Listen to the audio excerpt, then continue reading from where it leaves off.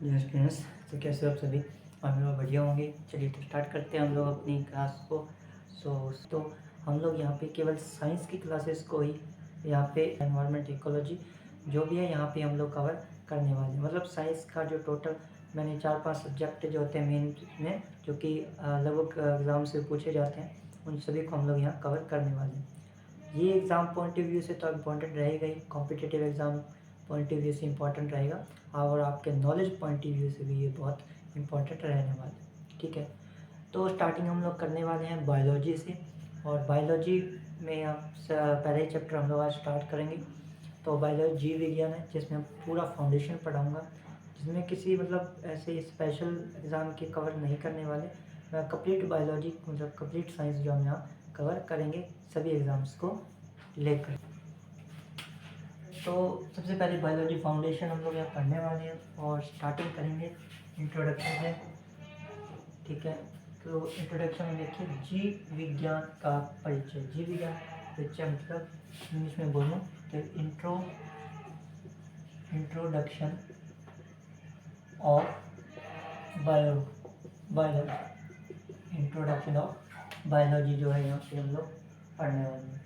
ठीक है, सबसे पहले तो परिचय देख लीजिए। बायोलॉजी के बारे में ज़्यादा कुछ बड़ी बातें नहीं है, थोड़ी थोड़ी इंपॉर्टेंट बातें मैं आपको यहाँ बताने वाला हूँ, बाकी आपको पीडीएफ में मिल जाएगा। ठीक है, तो देखो सबसे पहले तो जीव विज्ञान है।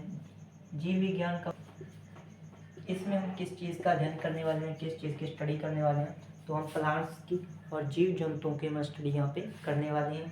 ठीक है, और जीव जंतु पादपों का अध्ययन क्या कहलाता है, जीव बायोलॉजी कहलाता है। स्टार्टिंग में ऐसा माना जाता था कि बायोलॉजी की एक ही शाखा है, जिसमें हम मतलब सभी पादपों की, जीव जंतु की सभी की स्टडी जो है वो एक ही शाखा में होती है, बायोलॉजी में।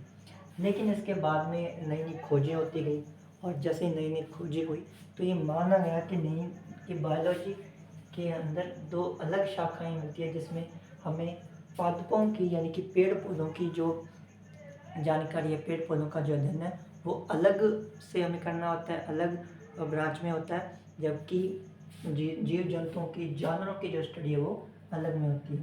तो इसकी दो शाखाएं आई। ठीक है, तो दो शाखाएं कौन कौन सी थी, दो शाखाएं कौन कौन सी थी वो आप देख लीजिए। सबसे पहले तो मैं मानूं कि बायोलॉजी के जनक कौन है, यानी कि इसकी खोज करने वाले कौन थे। तो खोज करने वाले याद रखिएगा कौन थे, वो अरस्तु खोज करने वाले थे। अरस्तु भाई ग्रीक थे, सबसे बड़ी बात। तो अरस्तु कौन थे, अरस्तु ग्रीक्स के थे। ग्रीक मतलब ईरानी थे, जिसको आप ईरान बोलते हो, वो पहले उसको क्या नाम दिया जाता था, ईरान। ईरानी थे कौन, अरस्तु, ईरानी साइंटिस्ट। तो फिर क्या हुआ, ऐसे अरस्तु ने जैसे खोज की इसको, तो लेकिन उसके बाद भी नई नई खोजें हुई, और ऐसा माना गया कि इसकी दो शाखाएं। तो सबसे पहले तो हम देख लेते हैं कि दो शाखाएं कौन कौन सी हैं। तो एक शाखा यहाँ पे देखिए बॉटनी। बॉटनी का मतलब होता है पादप विज्ञान। पादप विज्ञान पहला कौन सी है, पादप विज्ञान पहली शाखा, first branch is botany. Second कौन सी थी, सेकंड थी जूलॉजी। जानवर सब कहाँ मिलते हैं, जू में मिलते हैं। तो जंतु विज्ञान जो है इसकी स्टडी कहाँ होती है, तो इसकी स्टडी होती है आपकी जूलॉजी में होती है। जनक किसे कहा जाता है, तो बॉटनी के जनक आप देख लीजिए, और जूलॉजी की जनक है वो किसे कहा जाता है, वो भी आप देख लीजिए। बॉटनी यानी कि पादप विज्ञान के जो जनक है वो थियोफ्रेस्टस। थियोफ्रेस्टस जो थे वो इसके पादप विज्ञान के जनक। जंतु विज्ञान के जनक कौन थे, तो जंतु विज्ञान के जनक थे अरस्तु। बताइए बॉटनी के जनक कौन है, कौन थे, थियोफ्रेस्टस। थियोफ्रेस्टस, इनको क्या बोला जाता है, बॉटनी का जनक कहा जाता है। और आपसे कभी पूछे कि father of botany, father of botany किसे कहा जाता है, तो वो कौन है, थियोफ्रेस्टस है। ठीक है, पादप विज्ञान के जनक, पादप विज्ञान के जनक किसे कहा जाता है, तो वो आप यहाँ पे किसे बोला जाता है, तो वो थियोफ्रेस्टस को कहा जाता है। इनकी बुक है, ऑटोबायोग्राफी है, ठीक है, जो आपको याद रखनी है, जिसका नाम है हिस्टोरिया हिस्टोरिया हिस्टोरिया प्लाटिनियम, जो आपको याद रखनी है। तो इनके बुक का नाम क्या है? हिस्टोरिया प्लाटिनियम है, ठीक है, ठीक है। जनक कौन थे? थियोसिस्टस थे, इनको फादर ऑफ बॉटनी भी कहा जाता है, ये आपको याद। विज्ञान। अच्छा, इसमें किस चीज़ का अध्ययन होगा? इसके अंदर जू में कौन रहता है? जीव जंतु जानवर कहाँ रहते हैं? जू में रहते हैं। तो याद रखिएगा, जीव जंतुओं का अध्ययन क्या कहलाता है? क्या कहलाता है यहाँ पे? जूलॉजी कहलाता है। एक्चुअली में लॉजी का मतलब ही अध्ययन करना होता है। साइंस की भाषा में जो लॉजी भाषा होता है और या ग्राफी भाषा होता है, इसका मतलब होता है अध्ययन करना, ठीक है। अब अगर आपसे ये कभी पूछ लेना कि इसके जनक कौन है, मतलब कि इसकी खोज किसने की थी, तो इसके जनक थे अरस्तु, जिन्होंने बायोलॉजी की खोज की थी। उन्होंने ही किसकी खोज की? तो जूलॉजी की खोज भी इन्होंने की थी। क्या नाम है? अरस्तु इसका नाम था। इनकी बुक है, इनकी पुस्तक है, जो आप बहुत ही इम्पोर्टेंट है अगर आप, ठीक है। क्या नाम है? तो हिस्टोरिया एनिमलियम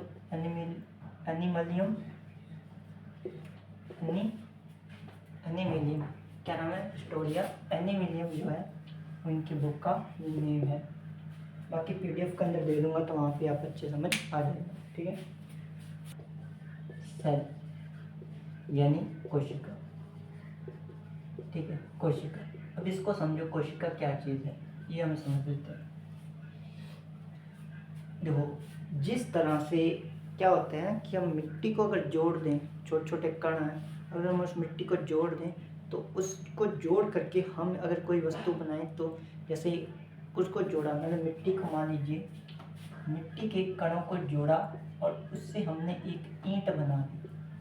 क्या बना दी? ईंट, यानी कि ब्रिक बना दी। इस ब्रिक को जब आप जोड़ोगे तो इससे बन जाएगी एक दीवार बनेगी। और ऐसे ही जब बहुत सारी दीवारों को आप जोड़ोगे, लेफ्ट साइड, राइट साइड, सामने की तरफ, पीछे की तरफ, इन सबको जोड़ दोगे, तो ये बनेगा एक पूरा का पूरा कमरा। एक कमरा बनेगा, यानी कि एक रूम यहाँ पे बन जाएगा, ठीक है। मिट्टी को जोड़ करके हमने ईंट बनाई, ईंटों को, बहुत सारी ईंटों को जोड़ा तो दीवार बन गई। ऐसे बहुत सारी दीवारों को जोड़ा तो क्या बना? कमरा। ऐसे समझो। अब इसको हम अपने शरीर पे कैसे लागू करेंगे? सेल पे। देखो, कहा जाता है ना कि जब कोशिका जो है, शरीर की सबसे छोटी इकाई होती है कोशिका। मतलब जैसे कि मिट्टी के जो कण है ना, यहाँ पे कोशिका के कण हैं। जब बहुत सारी कोशिकाएं जुड़ जाती हैं, बहुत सारी कोशिकाएं जुड़ने का मतलब है जब बहुत सारी कोशिकाएं आपस में मिल जाती हैं, तो ऊतकों का निर्माण करती हैं। क्या बनाती हैं? ऊतक बनाती हैं। ऊतक बोले तो टिश्यू बनाती हैं। इन्हीं टिश्यूओं को, जब इन टिश्यूओं का जो समूह है, मतलब बहुत सारे टिश्यू जब जुड़ जाते हैं, तो इन टिश्यूओं का समूह मिल करके अंग बनाता है। क्या बनाता है? अंग, ठीक है। जैसे हृदय, नेत्र, कान हो गया आपके, जैसे लीवर हो गया, तो ये सब क्या है? अंग है। ऐसे ही धीरे धीरे जब बहुत सारे अंग आपस में जुड़ते हैं, तो कंप्लीट हमारे बॉडी का निर्माण होता है, मतलब शरीर का निर्माण होता है, ठीक है। किसका निर्माण होता है? शरीर का। तो लास्टली हमें स्टार्टिंग कहाँ से? कोशिका से, फिर ऊतक बने, ऊतकों से अंग बने, अंगों से क्या बना है? शरीर। मतलब हमारे शरीर के बनने में सबसे अहम भूमिका किसकी है? कोशिका की है, सेल की है। क्योंकि सेल आपस में जुड़े हैं तो ऊतकों का निर्माण हुआ। अब बस फिर ऊतक आपस में जुड़े हैं तो फिर अंग बने हैं, और इन्हीं अंगों से मिल करके हमारा शरीर बना है। तो टोटली जो हम पूरा का पूरी बात जो होती है, वो स्टार्टिंग कहाँ से हुई? तो वो हमारी सेल से, यानी कोशिका से होती है। हम पढ़ना है इन्हीं कोशिका के बारे में। कोशिका क्या चीज़ है, किसने खोज की है, कोशिका में क्या क्या होता है, कैसे इससे हम शरीर बनता है, ऊतक बनते हैं। ये अगर ज़्यादा बढ़ जाए तो क्या होता है, इनकी संख्या कम हो जाए तो क्या होता है, क्या बदलाव आते हैं, वो सब हम लोग यहाँ पढ़ने वाले हैं, ठीक है। पहले तो हम देखना है कि सेल जो है ठीक है। इसकी खोज किसने की है? तो इसकी खोज करने वाले जो थे वो थे रॉबर्ट हुक। क्या थे? Robert Hooke. नो, कोशिका बहुत छोटी होती है, बहुत ही ज़्यादा छोटी, इतनी छोटी कि आप इसको अपनी नज़र से तो देख ही नहीं सकते। इसको देखने के लिए आपको माइक्रोस्कोप का यूज़ करना पड़ेगा, जो कि डॉक्टर वगैरह इसका यूज़ करते हैं, वैज्ञानिक वगैरह यूज़ करते हैं। तो कोशिका की खोज किसने की थी? रॉबर्ट हुक ने। लेकिन इस रॉबर्ट हुक ने जो कोशिका खोजी ना, वो कोशिका थी मृत। कैसी थी? मृत थी, डेथ सेल था ये। क्या सेल था? डेथ सेल खोजा। हमें कौन सा चाहिए? हमें चाहिए लिविंग, यानी कि जीवित।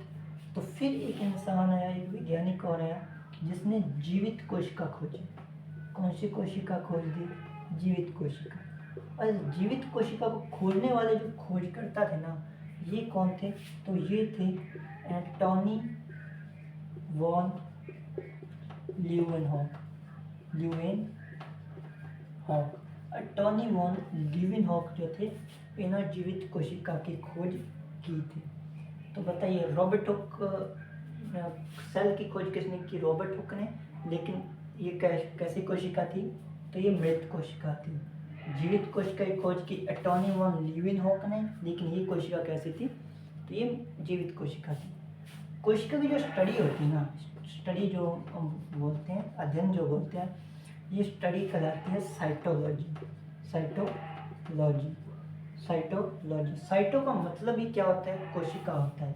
साइटो का मतलब क्या होता है? कोशिका। वैज्ञानिक नाम क्या है बताइए? वैज्ञानिक नाम बताइए सेल का। वैज्ञानिक नाम क्या होता है? साइटो होता है, इसलिए इसकी स्टडी क्या कहलाती है? साइटोलॉजी कहलाती है। ठीक है, बताइए, रॉबर्ट हुक ने किसकी खोज की? सेल की खोज की। सेल कैसा था? मरा हुआ।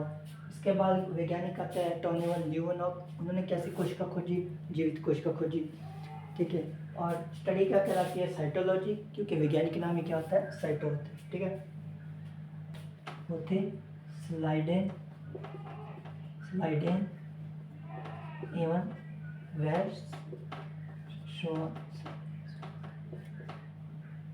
स्लाइडेन व स्वान नाम के दो वैज्ञानिक थे, जिन्होंने कोशिका सिद्धांत दिया था। सबसे पहले देख लो। ठीक है, रॉबर्ट हुक ने खोजा, मृत कोशिका खोजी थी, मतलब कोशिका की खोज की रॉबर्ट हुक ने। जीवित कोशिका खोजी एंटोनी वॉन ल्यूवेनहॉक ने। स्टडी कहलाती है साइटोलॉजी, वैज्ञानिक नाम होता है साइटो। सिद्धांत किसने दिया? स्लाइडेन एवं स्वान। तो स्लाइडेन एवं स्वान ने क्या दे दिया? सिद्धांत। ठीक है, अगर कभी आपसे ये पूछे कि ठीक है सिद्धांत आ गया हमारा, स्टडी आ गई, जीवित कोशिका खोज, ये सब अगर आपसे पूछे कि सबसे बड़ी कोशिका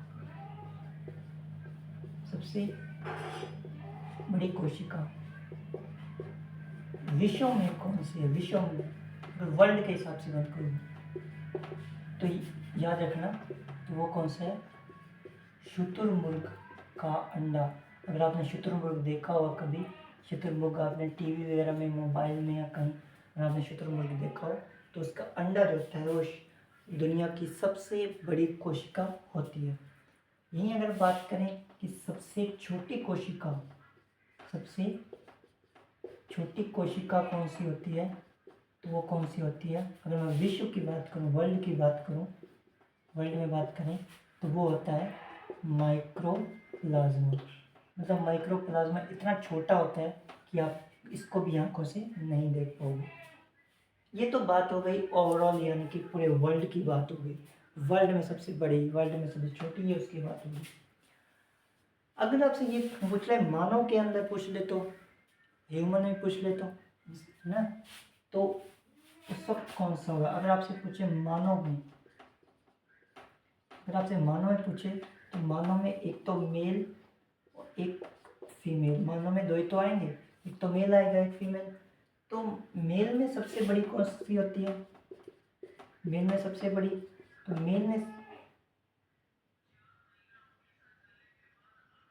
तो मानव में सबसे बड़ी, ठीक है, अगर मानव में सबसे बड़ी कोशिका पूछे, तो सबसे बड़ी कोशिका होती है अंडाणु। कौन सी होती है? अंडाणु, यानी कि ओवम, जो कि कहाँ? फीमेल्स में पाए जाते हैं। ठीक है, फीमेल एग्स जो होते हैं वो सबसे बड़ी कोशिका होती है मानव के अंदर। और सबसे छोटी कोशिका की अगर बात की जाए, सबसे छोटी कोशिका अगर बात की जाए तो वो कौन सी होती है? तो वो होती है स्पर्म, यानी शुक्राणु। कौन सी होती है? शुक्राणु, यानी कि स्पर्म जो है वो सबसे छोटी कोशिका होती है। और ये कहाँ होता है? तो ये मेल में पाया जाती है। मेल टेस्टिस में पाया जाता है शुक्राणु, जो कि यानी कि स्पर्म। मानव में सबसे छोटी कोशिका। सबसे बड़ी कौन सी है? लंबी कोशिका जो होती है ना, सबसे लंबी मानव में सबसे लंबी कोशिका कहाँ होती है? तो वो होती है न्यूरॉन सेल। कौन सी होती है? न्यूरॉन कहाँ पाया जाता है? तो मस्तिष्क में पाया जाता है। दिमाग में कौन सी कोशिका होती है? न्यूरॉन सेल होती है, न्यूरॉन होता है। मस्तिष्क कौन सा होता है? न्यूरॉन्स होते हैं।